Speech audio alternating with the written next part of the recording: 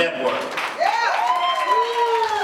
No justice. No peace. No justice. No peace. No justice. No peace. No justice. No peace. What do we want? Justice. What do we want? Justice. What do we want? Justice. When do we want it? Now. When do we want it? Now. When do we want it? Now. Hug the person next to you, tell him you love him.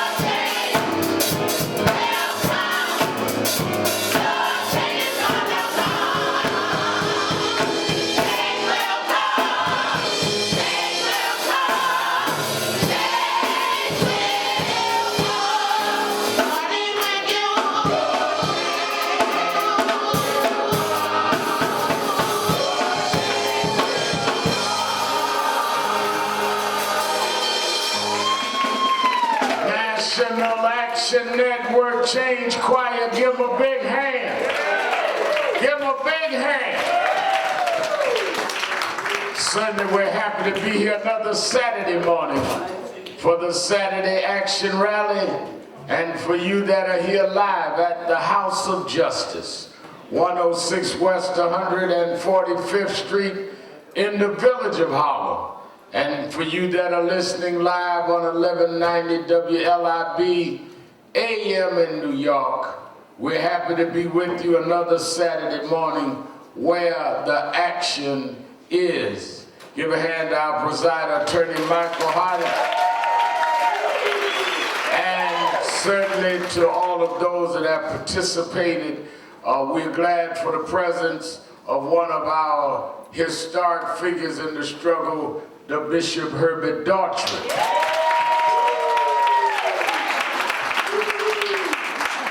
Glad as I look out, you know, I was going over some of the archives of NAN this week, getting ready for our convention in 4 weeks, and I was watching many of you about 4 or 5 years ago, saw the 60 Minutes profile they did, but what many don't know, in '93, Mike Wallace did a profile on me. And it was a year and a half after we started NAN. And one of the scenes he shot was a National Action Network rally in the PS 175. And he scanned the audience. A lot of folk talk about they've been here since whatever. You should look at it. As he scanned the audience, young guy on my staff said, "Who is that fine lady with her mama?" I said, "Oh, that's Beverly Austin and Dr. Ramona Whaley. And she ought to be your mama." Glad to see Beverly Austin. I got to show her that tape. Of course, glad to see my sister, beloved Esau Garner, widow Mary Garner. I want y'all to know Gwen is here, of course, the mother of Mary Garner. I want y'all to know when you don't see Esau, she stays in touch with me. She texts back and forward at least twice a week. Let me know where she at, what she doing, because she's out there fighting for justice. And, you know, Gwen comes and talks to me by phone. Esau's younger. We do the text thing. You ain't got to talk. We're in social media, you know, multi-generation. If we got to talk, we can do the Facebook Live thing. We know what we're doing.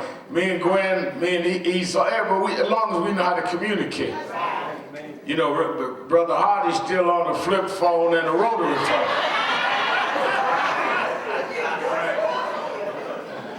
Dominique and them be sending him photo texts. I said, that don't work on a flip phone. He got a flip phone. You send him SOS, he might get it. Let me say that today we remember that on Tuesday will be the 49th anniversary of the assassination of Dr. Martin Luther King Jr. 49 years ago this Tuesday, April 4th, he was shot down in cold blood on the balcony of his motel room, really, at the Lorraine Motel in Memphis, Tennessee.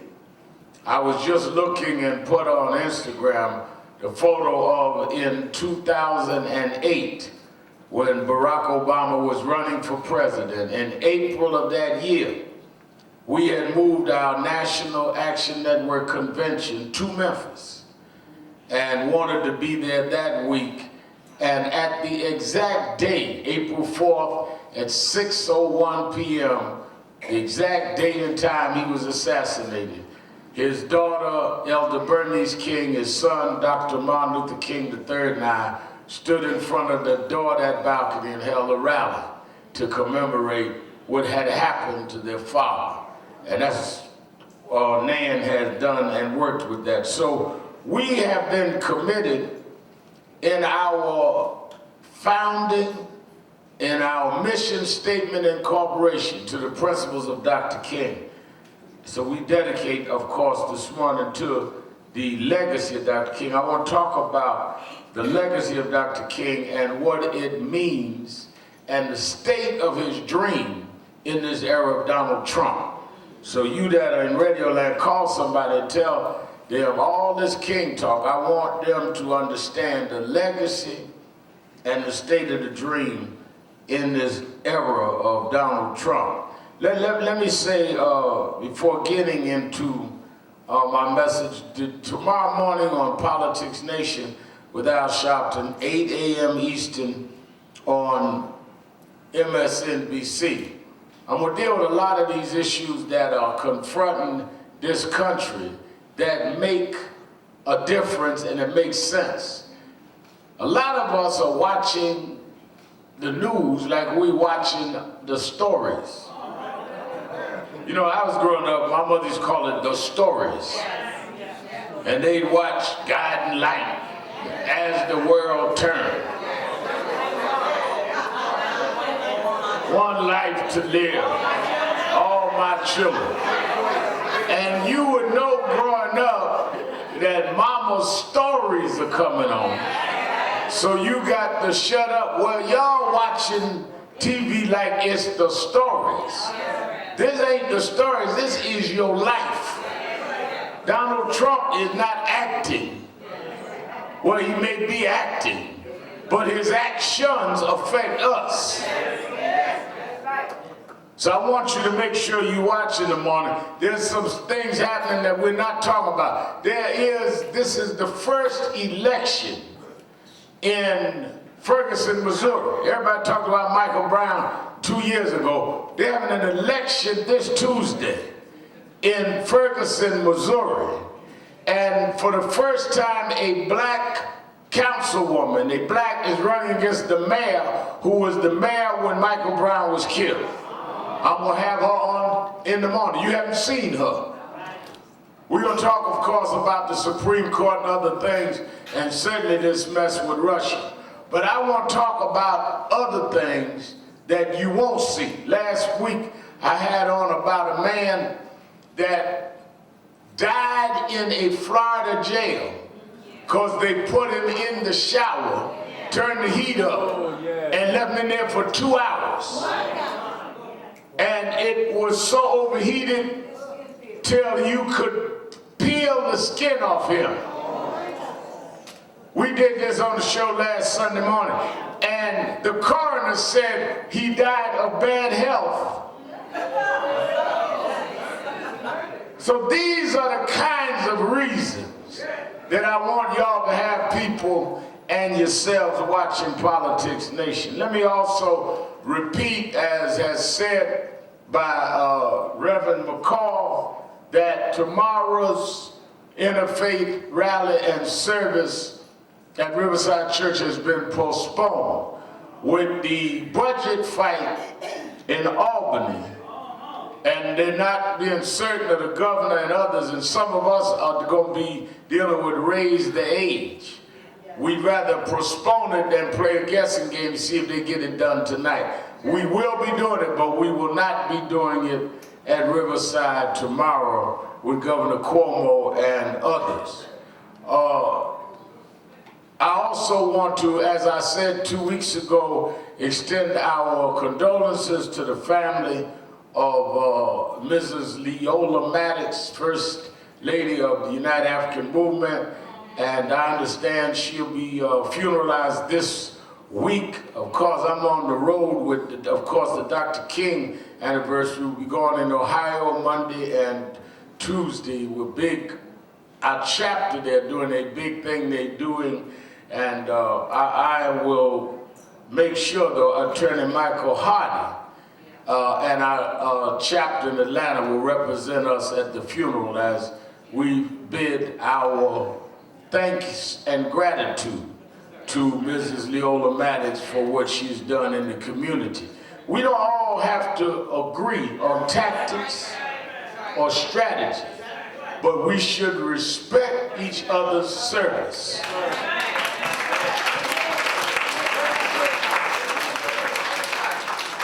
I often recount, we and Dr. King memory this weekend, and I often recount how one of the things that I most remember in my life in dealing with a lot of our differences, and I've tried to deal with this, is one night at the House of Justice when we were on Madison Avenue before the fire.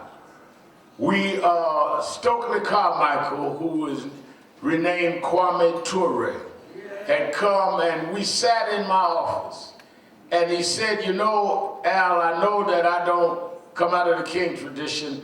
I'm a revolutionary black nationalist. He said, but when Dr. King was killed in '68, he said, I went to his funeral and cried worse than any member of his family. And I said, really? He said, yes.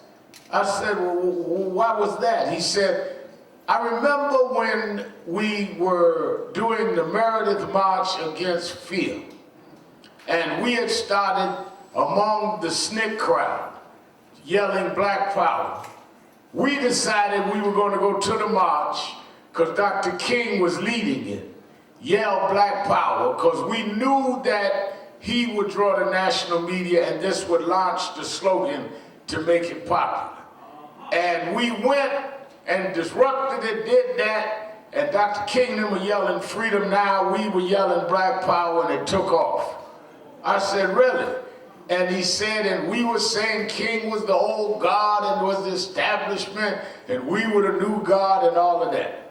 He said, and about a week or two later, we were somewhere, and I said to Dr. King, you know, we purposely set up to come and your march with Meredith and launch this, and we said things about you. He said, Dr. King stopped me and patted me on the shoulder and said, Stokely, I've been used before, it's all right.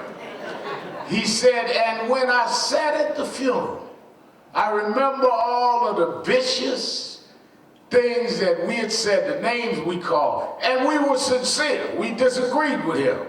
But out of all of the vitriol that we said, he never responded. And I thought about how he didn't respond because he felt the cause was bigger and more important than us fighting. And it made me break down and cry that I thought of him. I knew a man that loved us enough that he wouldn't fight with his own children. I say that to say that one of the reasons I want Attorney Hardy to go, and I would go if I could, if this wasn't King Week, is because whatever attacks and statements and vitriol is thrown my way, I will not answer and I will not stoop to the level of getting into internal fights. When we've got people like Trump sitting, I'm going to keep my eye on the prize, and I'm going to try to act in the spirit of Dr. King. They can call me whatever they want. I will not respond other than to those that are committed against the interests of our community. I will not fight those that even may have a different way, but we headed toward the same promised land.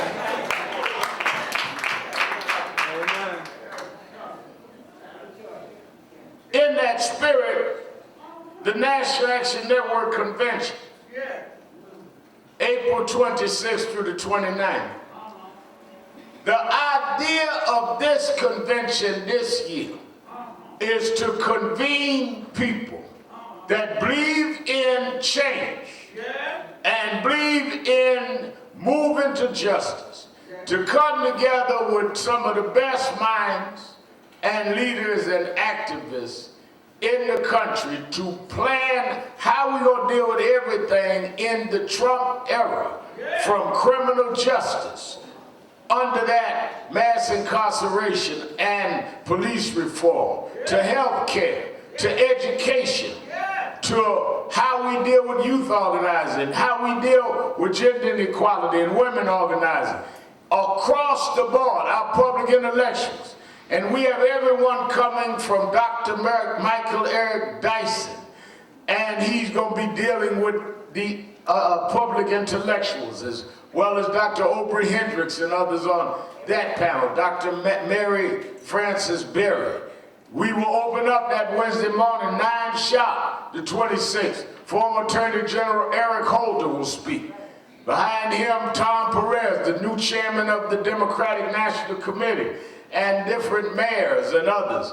We're going to talk about what to do to preserve the legacy of Dr. King. And we have everybody from Hill Hopper, the actor, to Spike Lee, gun violence, over and over and over for 4 days, 3.5 days. You need to be a part of it.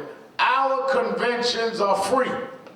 People that are here, that have gone to our conventions, we do not charge for conventions, because we want people to be able to get in and participate, to be able to ask questions, be able to be part of what we conclude. If you can't come every day, come 1 day, come 2 days, but be there.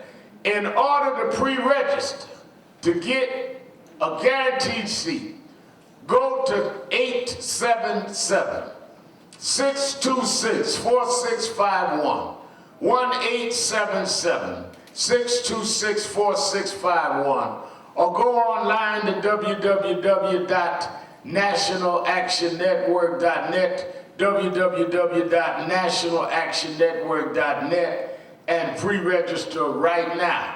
Now, what does pre-registration do? Since you don't have to pay, it means if the rooms are capacity, if you're pre-registered, you get in.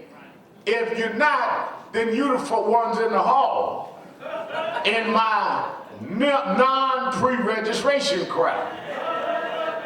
I remember a lady come last year, Gary, Indiana, and we had one of the sessions was packed out. She said, I pre-registered. We looked and made somebody get up and let her in. You are guaranteed a seat if you pre-registered. You guarantee me waving at you in the hall if you're not pre-registered. Why you just gonna wave at me, Reverend, keep walking? Because I'm pre-registered. I'm walking in and take my seat. So again, call right now, 1-877-626-4651, and go to www.nationalactionnetwork.net. And it's important that we do that. At night, Thursday night, Friday night, we do not have parties like a lot of conventions. We have church. First night, Bishop Jackie McCullough will be preaching. It's our women's night. And the second night, Bishop Paul Martin, founder of the Full Gospel Church, will be preaching. So we want y'all to come. We don't party. We don't have a party that at a lot of conventions, they party more than they have sessions. We have church at night. Now, rumor is that Dominique and Ashley, he saw them have a party after church, but I don't know, I'll go to sleep. But on the schedule, we don't have a party. Now, what as Jay Berry said, whatsoever they do later, I don't know. Let me say, as they are going through the budget fight in Albany, one of the reasons we delayed the Riverside Church thing on tomorrow. We've taken a position led by Attorney Michael Hardy and Minister Kirsten John Ford, our Northeast Regional Director. We have taken a position about raise the age from the beginning. I would hope, as they debate this budget and deal with this issue, that we show and help to lead the nation in this era of Trump, that we are not trying to criminalize children at a young age, that they have to bear that the rest of their lives. It's not a new position. I remember several years ago, Attorney Hardy and I went with then Mayor Bloomberg upstate and talked about the juvenile detention.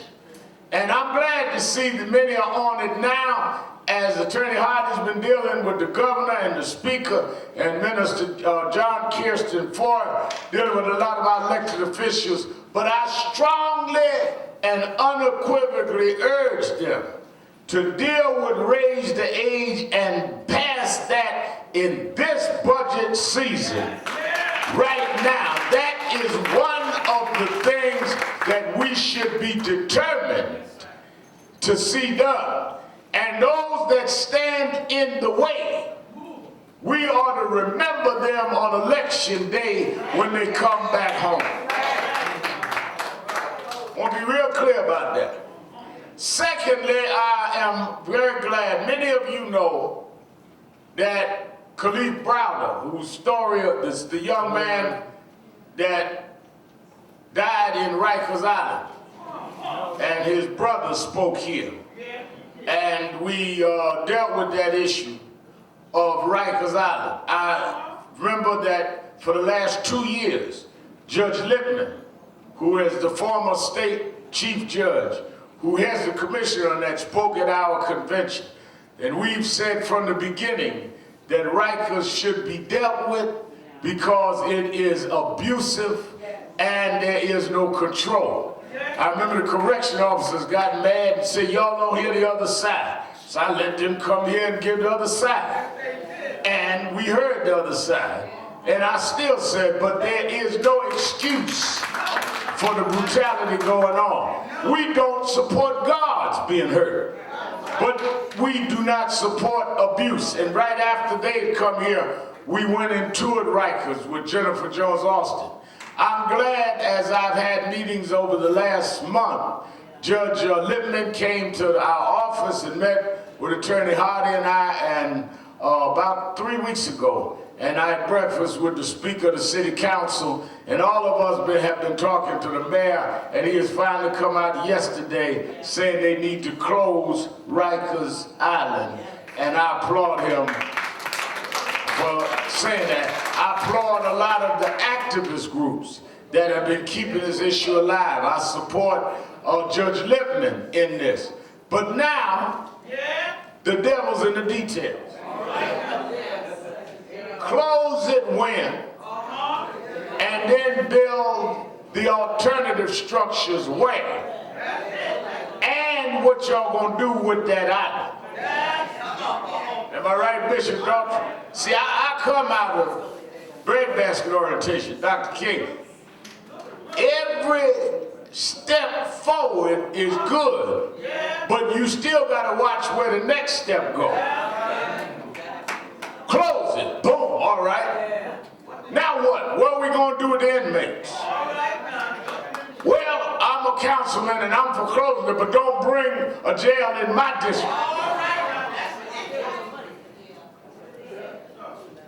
We need to know the plan we're gonna support of where it's going.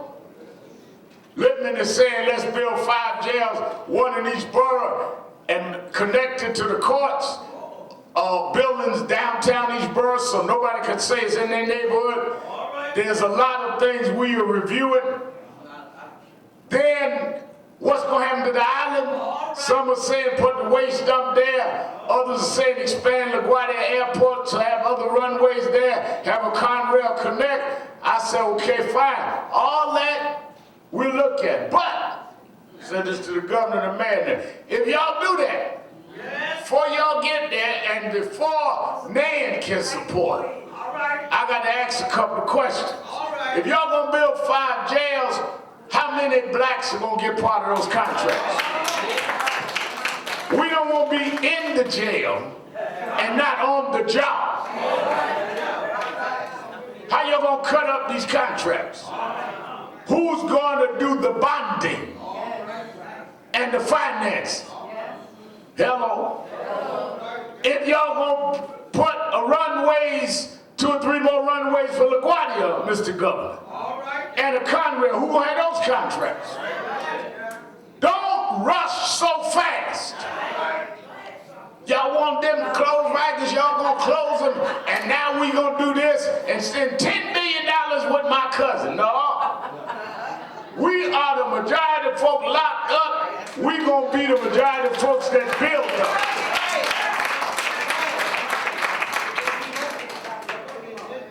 So one of the reasons why it takes thinking this through is, believe me, they have already, with every alternative plan, thought about where they want to go with this.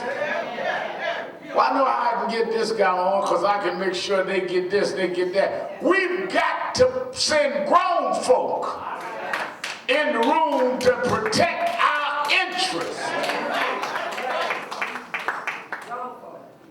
A lot of us don't understand that they will give you something that sounds right, but in the expanded view, it is not right. And what is going to be the policies to protect inmates against abuse and to secure those correction officers. You can't take the same policies and just break it down 5 times without addressing the policies. But I keep trying to tell you, we got a major part of our convention we're going to deal with that. We've got to deal with business in everything. Breadbasket taught me one thing, and that is that politics protects business interests. Y'all get caught up on business donating to politics. And I think it is very important that we start questioning this stuff up front. Right now, I know y'all had Mr. Browder's brother there. I know y'all with the close down Rikers. Y'all happy? Well, we are happy they have got different ways they want to close it, but we want to know where is the business of all those proposals before we support what proposal. I want to wait to say that on the air this morning. Now, let me go national. One thing about me, I have to go local and national. That's why I need all this time on Saturday morning. And I wouldn't have y'all get up so early in the morning, come out here if I wasn't going to deal with all of these things. I was up 5 o'clock this morning and called Reverend Dorchy. We backed the clouds. It was supposed to rain. We knew that y'all scared of rain, so. You know, I was a little sleepy, so I had to get Reverend Dorchy to help me because my connection was a little foggy, but we backed it up. Now, you might get rain on going home. But we only ask God to clear the skies, let folk come to the rally. After we sing amen, you're on your own. I hope you brought an umbrella. Now, Reverend Dorchy might have slipped in an all-day prayer on me, but I just said get him to the rally.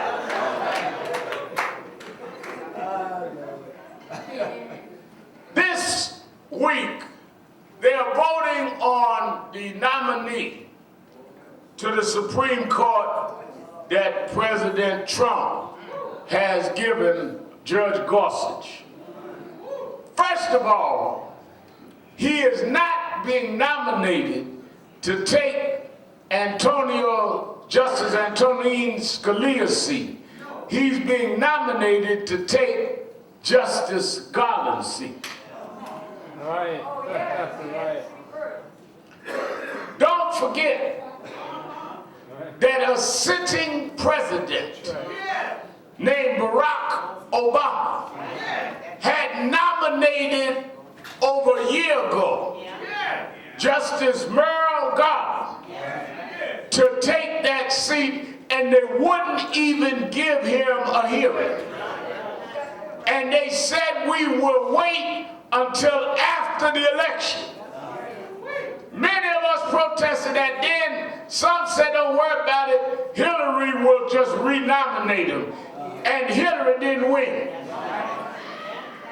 We should never, ever let them get around the fact that they hijacked the process by blocking Judge Garland.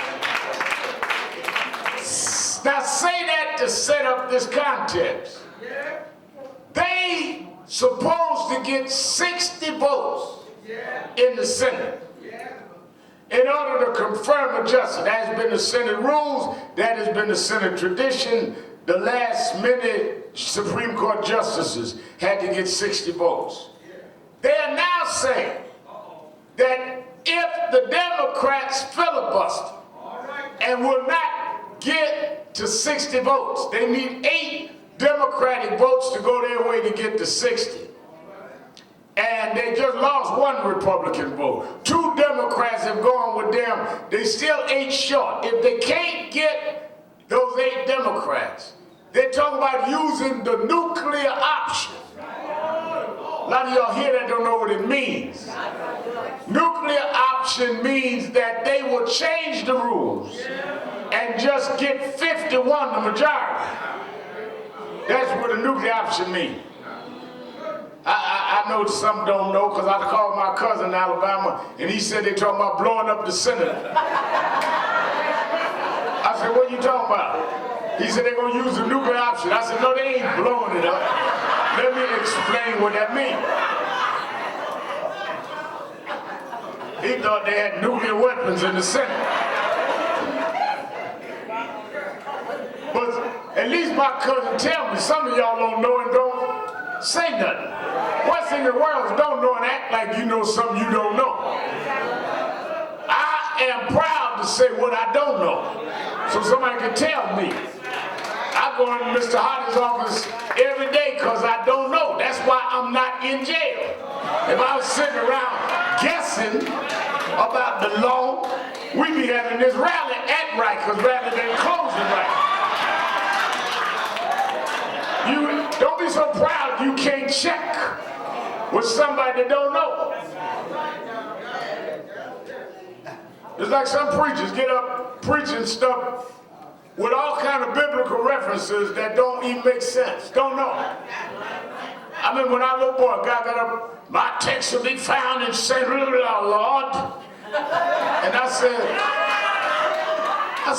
Reverend Jones, what are you talking about? He said, he don't know the script text, so he just tried to speak in tongues. He just slow.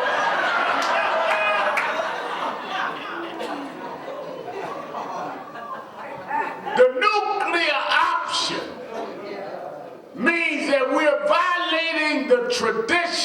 of the Senate of a 60 vote in order to confirm a Supreme Court justice.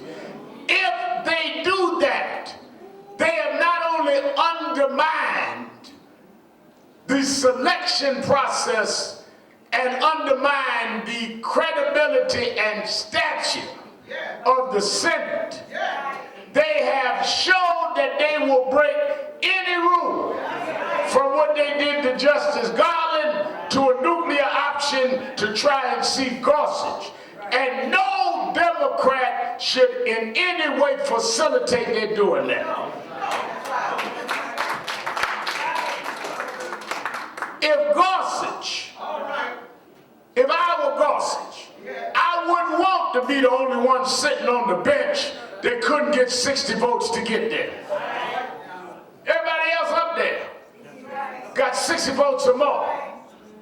You're going to be the only one up there that they had to bend the rules to get you in. That's like going to Thanksgiving dinner and everybody whispering saying, yeah, that's her husband, but it was a shotgun wedding.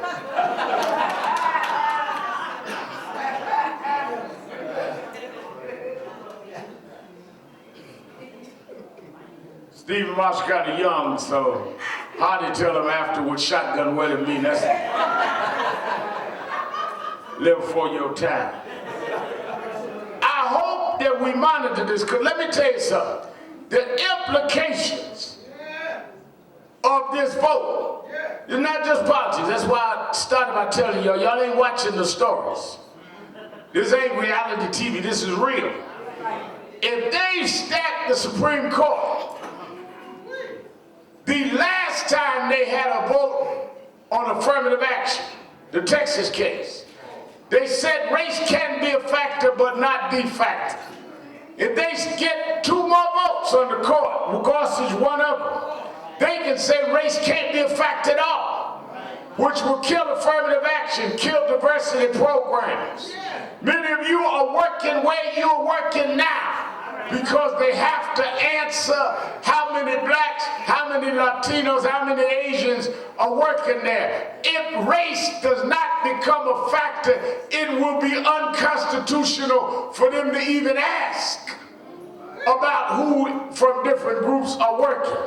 Which means you'll be walking in places with all white, and then we can't ask for the records because they will not be able to take the records. It's serious stuff here. They will take Affordable Care Act, and what they couldn't do in the Congress, they'll knock it out in the Supreme Court. They already took Section 5 out of the Voting Rights Act. They can wipe the whole thing out. They are playing for the long game. They want to redo and undo everything that Dr. King and others fought Thurgood Marshall got done. As I said at the beginning, this weekend we memorialize and remember Dr. King killed 49 years ago this Tuesday. Dr. King and others changed the social and legal policies of America. Dr. King didn't just have a dream. Dr. King was just not a gifted preacher. They changed the law. And for the last half century, they've had to live under the Civil Rights Act, under the Voting Rights Act, under open housing. Whether they tried to wedge it, nuance it, get around it or not, the law was there. They are now trying to get in the position to take those laws off the book.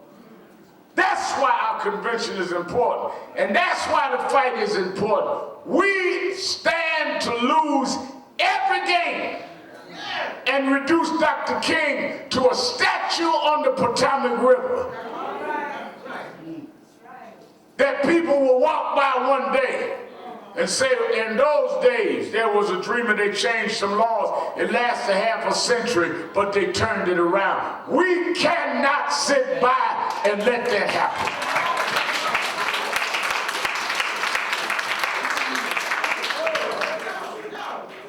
There are people that are as committed and rebellious to undo the civil rights movement, as there are those of us that are committed to have it done in the first place.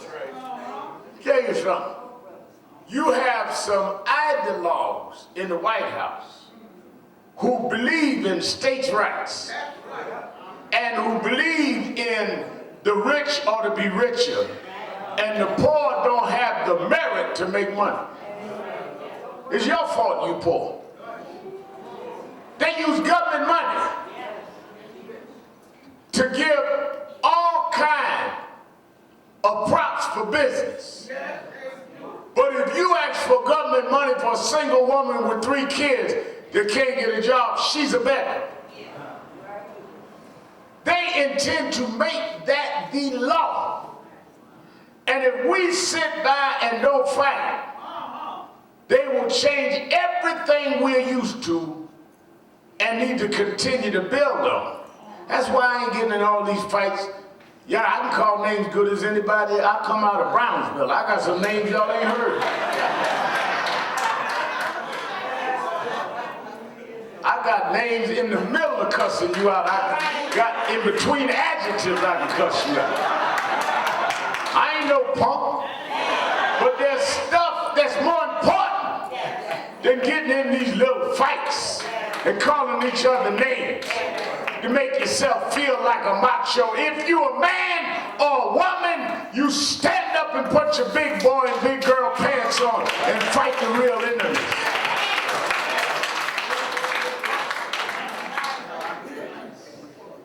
Now you heard so-and-so said so-and-so about you. They're trying to change the law. Call me what you want to call me. My mind is on higher, more permanent things.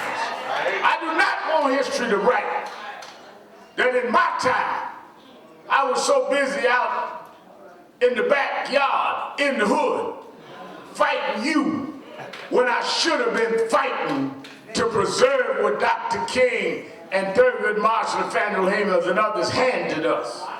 And I'm in the back having a ghetto fight.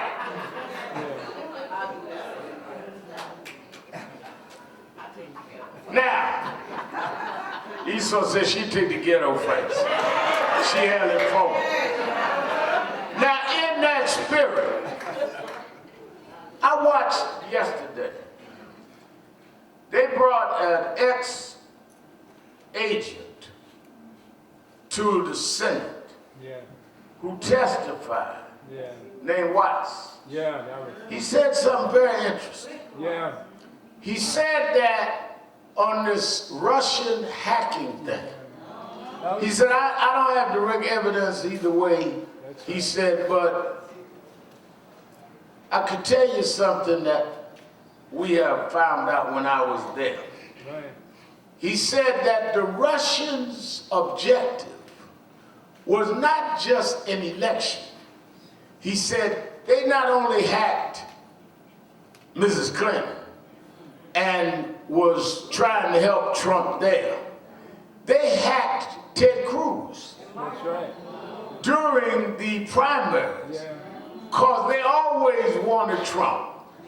Because their goal is not Trump for president. They ain't fans of Trump. Their goal is to destabilize and break the faith in the electoral process of the American people so they can win the big game against Western democracy and submit to them. They fighting another game. Trump is a pawn in their game. That's right. Comrade.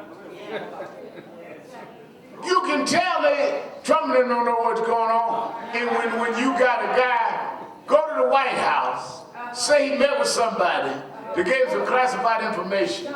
Then you find out it was folk work for Trump, gave the classified information that he ran the next day and brought to Trump. Then all they had to do was give it to Trump and tell folk to subpoena it to the Senate, and nobody would have known the difference in the first place. They don't even know. I got some folk in Brownsville can teach them how to lie. They don't even know how to lie.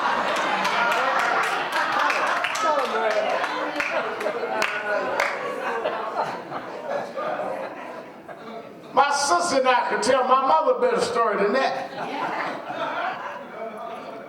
Dominique and Ashley had a better story than that in the 3rd and 2nd grade. I'm in the White House ground. Somebody gave me this. Who? Can't tell you that. Well, somebody had to clear you on the White House ground. All you gotta do is go to who signed you in, silly. Well, the White House folk and intelligence gave you classified information, yeah. Well, then why did you go the next day and give Trump something that folk worked for Trump had? Right. When all they had to do is tell you, call for this classified stuff. You ain't got to see it. Don't tell Trump. You having a hearing in a few days. Call us in front of the Senate. Y'all so busy trying to act like you know what you're doing that everybody know you don't know what you're doing. But you're being maneuvered by those that have a bigger agenda. Let me tell you something. They are fighting for the geopolitical control of the world. That's right. Come on. So when you hear the battle about NATO, when you see the vote in England about Brexit, when you see what Russia's trying to do to expand their borders and China laying in the cut, this is all about who gonna control the globe. That's it. That's it. So if you're trying to get the natural resources and minerals out of Africa, Right. if you're trying to control the oil in the Middle East, Right. if you're trying to build pipelines through the Ukraine to make billions upon billions for the next century, you ain't thinking about just an election. You think about how I destabilize over there so I can control over here. Right. Right. It's a bigger picture. It's a bigger aim. And the best way to destabilize the United States as you try to expand is to have some 70-year-old man sitting up tweeting in the middle of the night.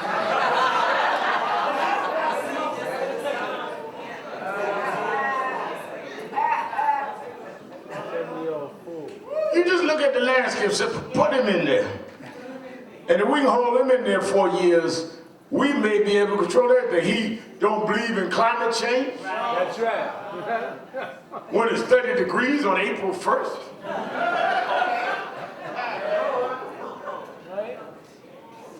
And on and on and on. So, as you watch this, from the large ramifications domestically of a Gorsuch to what's going on with this Russian thing, always look at the goal. And always look, don't come to a chess game with checkers in your pocket. Because you'll end up being the pawn in a game you don't know how to play. That's it. That's it. And that is where we are with this whole craziness with the Russian investigation. They don't do these maneuverings without a larger aim and a larger goal. Question is, how we protect our interests in all of this. That's why I raised when I was on the local stuff about Rikers. First thing you need to do is always ask yourself, what does this mean for us? We are out there with everybody's cause but us. And I support having coalitions. But a coalition means we're going to have shared interests and support each other's interests. Not that I'm out there for you and nothing for me. Yellow. That's what I'm telling y'all about this Russian stuff. That's what I'm telling y'all about this whole fight around the Supreme Court, all the way to Rikers. You be out there arguing about where you gonna lock up my brother.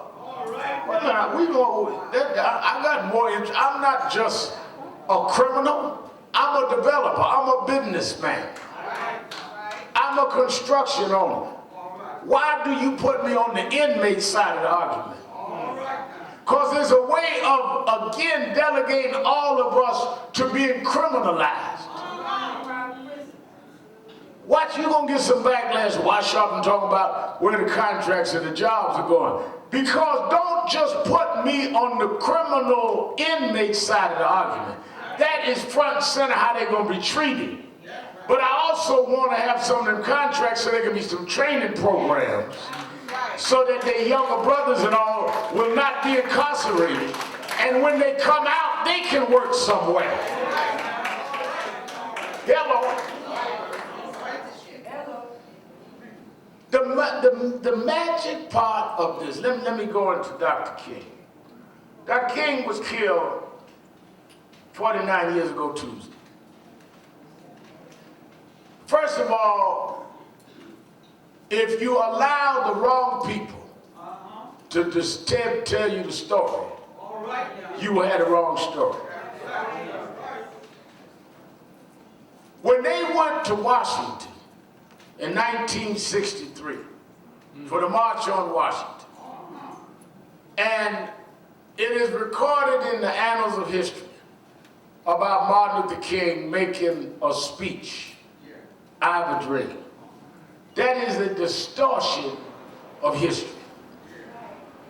First thing our young folk here this morning need to know, many of y'all should have seen this week, by the way, the Amsterdam News profiled Ashley Sharpton.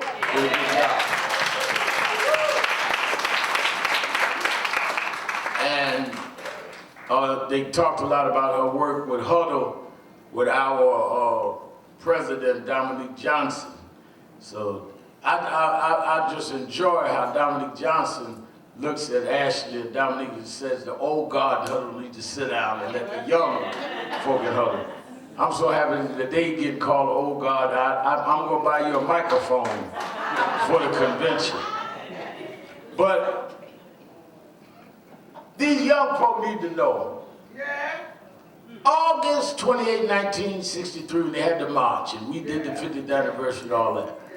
Medgar Evers had been killed that June. There had been people locked up all over the South. It was a climate of violence and despair. People's hearts were broken.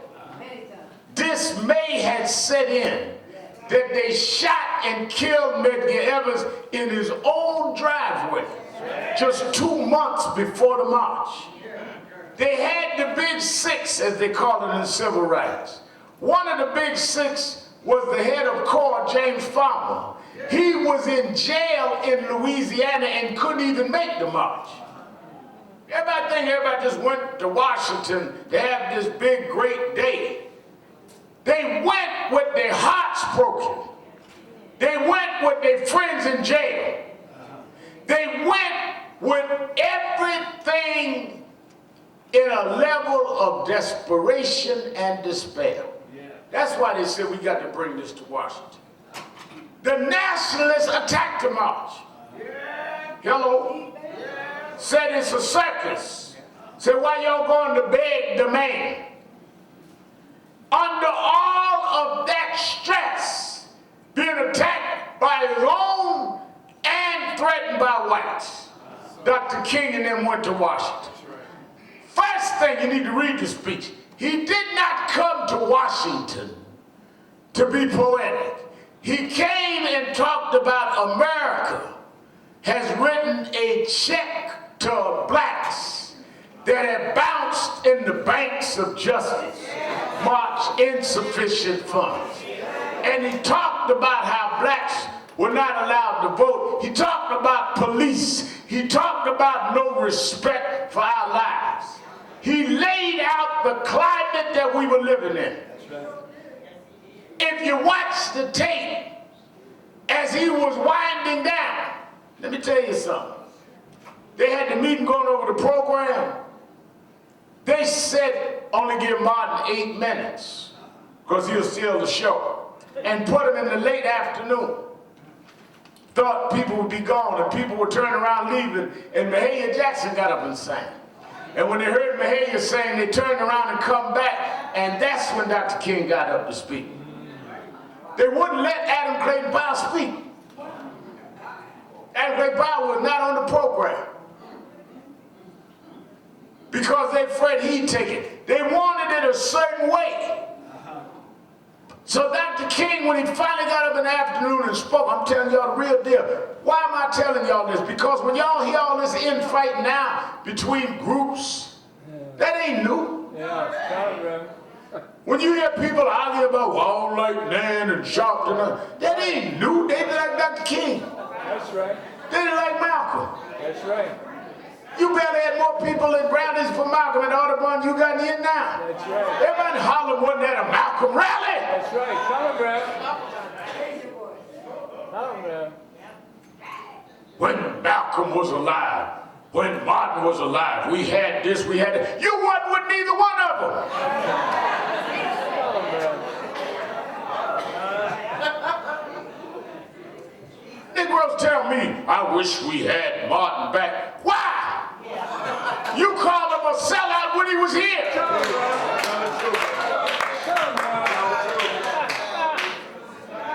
Oh, Brother Malcolm, you didn't call him that when he was here. I tell my daughters, when I'm gone, they will love me to death. They be running around with Sharpton dolls, Sharpton wigs.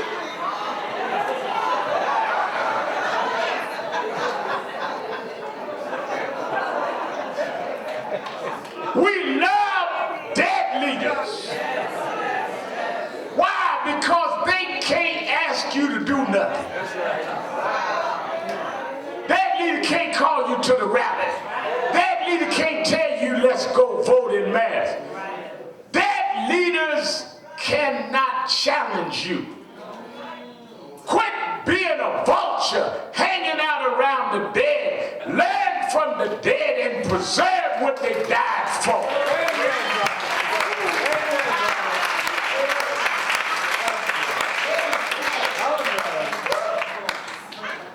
Late afternoon, Dr. King was laying out what he had come for.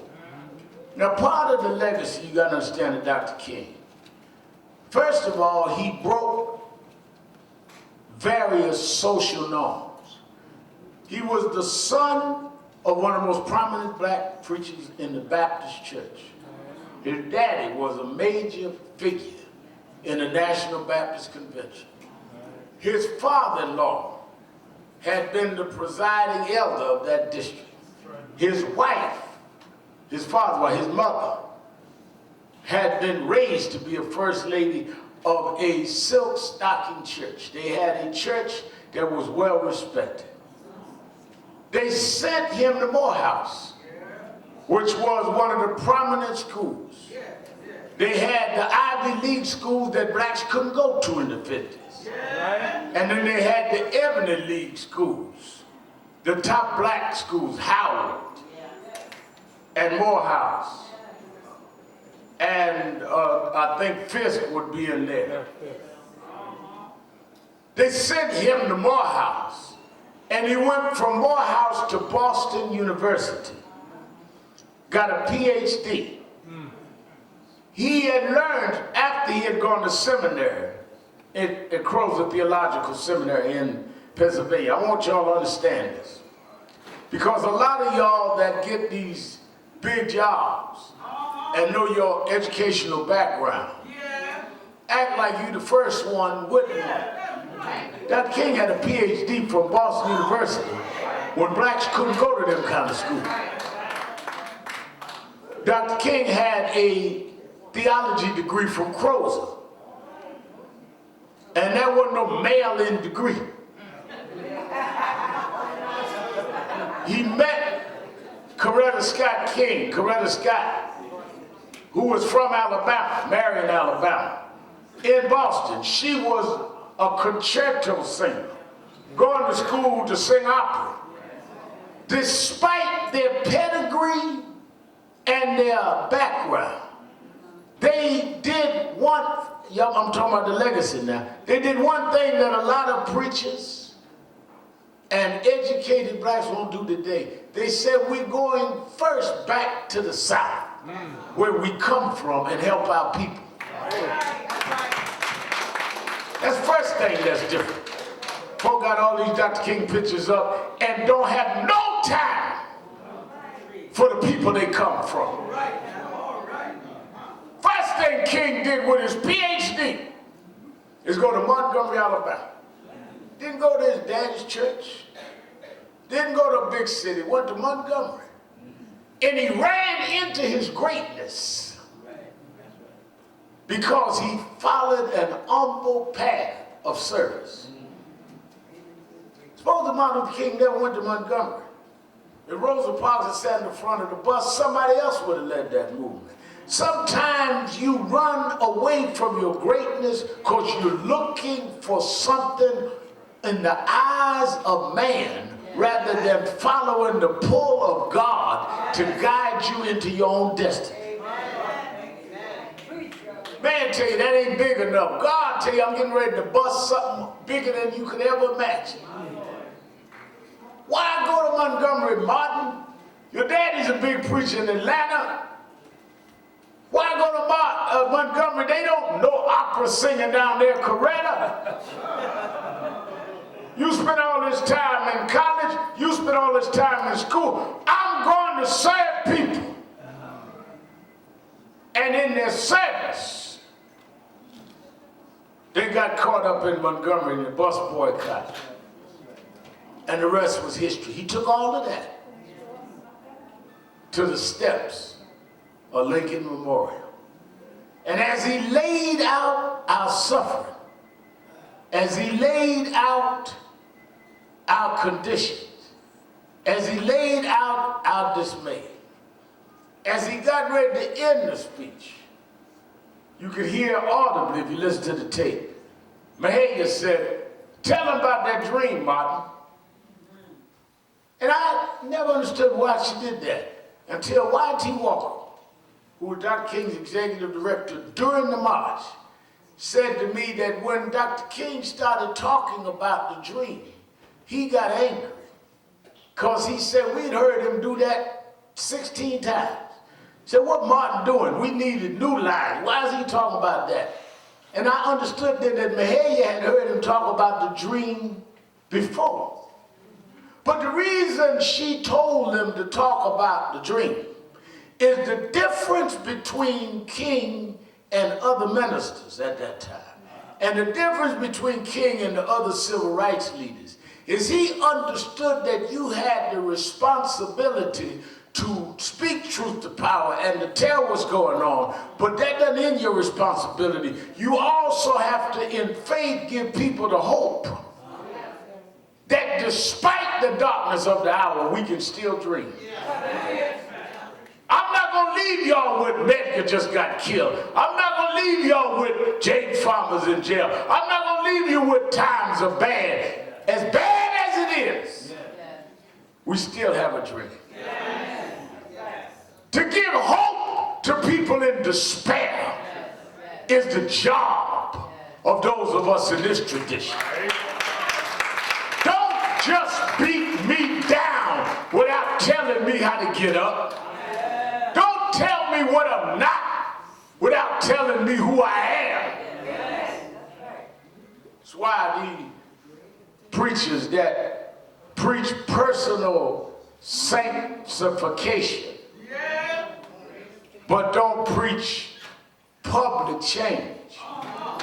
They tell you how to be well-behaved slaves.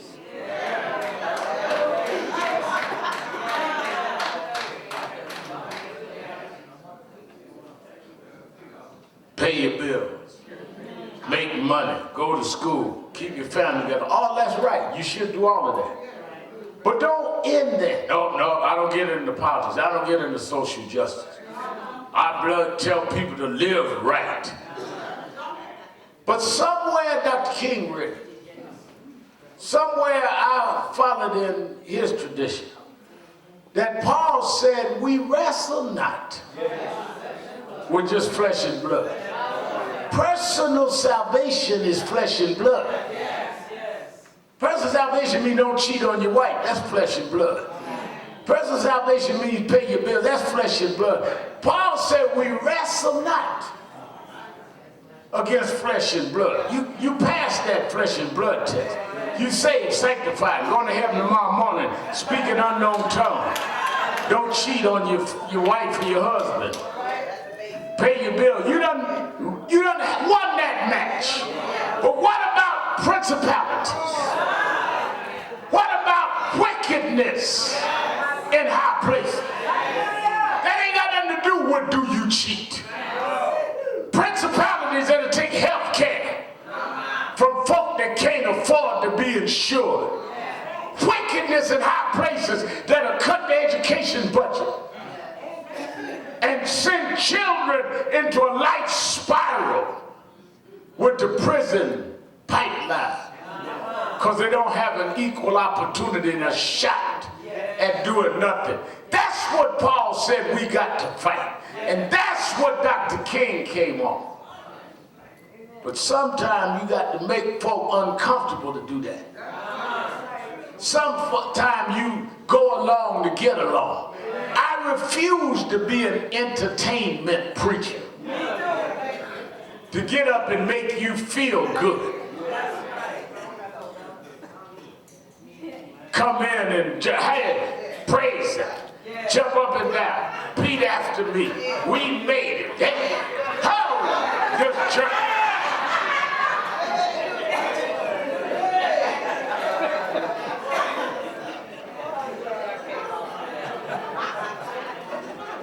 Got to get my shout on. When are you going to get my job on? When are you going to deal with my son locked up unfair? Shout all you want, but when you get through shouting, that's your flesh and blood. We wrestle not with just flesh and blood. Go to church tomorrow morning, y'all listen to me on radio. Check out, do you have a flesh and blood preacher? Or a prophet that'll deal with principalities and wickedness in high places?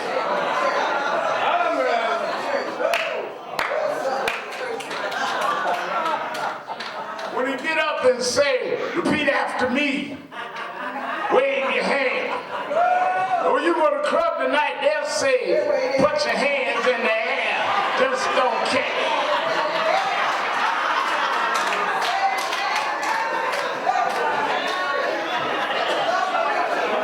Got the hand thing going.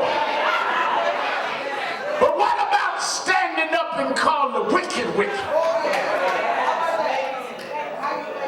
If you really believe that God can do anything, God can give you power over Putin and Trump. I don't serve a flesh and blood God that's limited to my personal habits. I serve a God that takes pharaohs down and that mashes empires to dust. I serve a real God.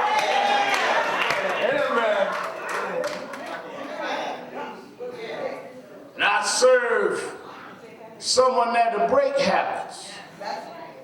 I was talking, my friend Reverend Sharman Mills here this morning, talking about Jesus was in a city and people were mobbing him. Now this was at a time the Pharisees, who were the self-righteous, who were against Roman occupation, and had set up their own laws. And among the things they resented was tax collectors. Is that right? Bishop Daughtry, they were against anything that recognized in any way deferred to Rome. Jesus was being attacked by the Pharisees and was a suspect to the Romans. Show you, all these people singing these songs about to be like Jesus, you don't really mean that. Because So Jesus and King Lycum was besieged on every side. But the word went out that Jesus was coming through town. And as he walked, the multitude started gathering. There was the Pharisees watching him, because they had their laws that they wanted to judge, did he obey the laws? Like y'all had these little meetings on me to shop to do so-and-so, and why he do his hair like that. All these little laws y'all got. Little Negro Pharisees.